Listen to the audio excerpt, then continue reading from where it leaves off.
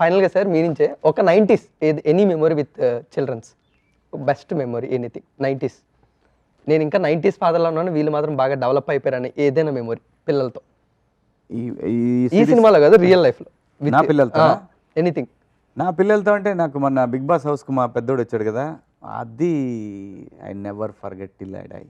Breath-taking. అస్సలు. అలాగే మా చిన్నోడు స్టేజ్ మీదకి వచ్చినప్పుడు వాడు అంటే నాన్న ఓడిపోయాడు అనేది వాడు జీర్ణించుకోలేకపోయాడు. అది నాకు తెలుసు, నేను గెలిచానని నాకు తెలుసు.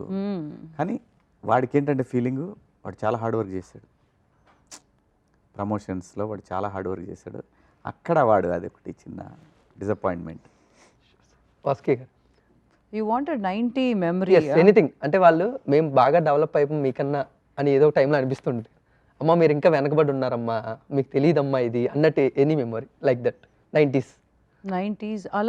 అలా ఇప్పుడు నా ఫ్యామిలీలో ఏం లేదు. బికాస్ నేను వాళ్ళతో పాటు కలిసి అన్ని తప్పు రైట్ అన్నీ చేసిస్తాను. ప్రాబ్లం ఉండదు పెద్దగా.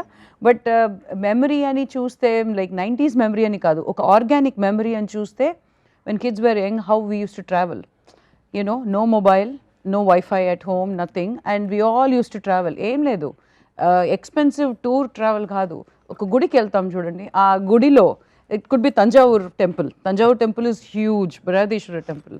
ఆ గుడి చుట్టూ తిరిగి పరిగెత్తుకుని అది వాజ్ అ మెమరబుల్ ఎక్స్పీరియన్స్. అవన్నీ మిస్ తంజావూర్. సో అలాంటివి ఇస్ ఆర్గానిక్ ఎక్స్పీరియన్స్.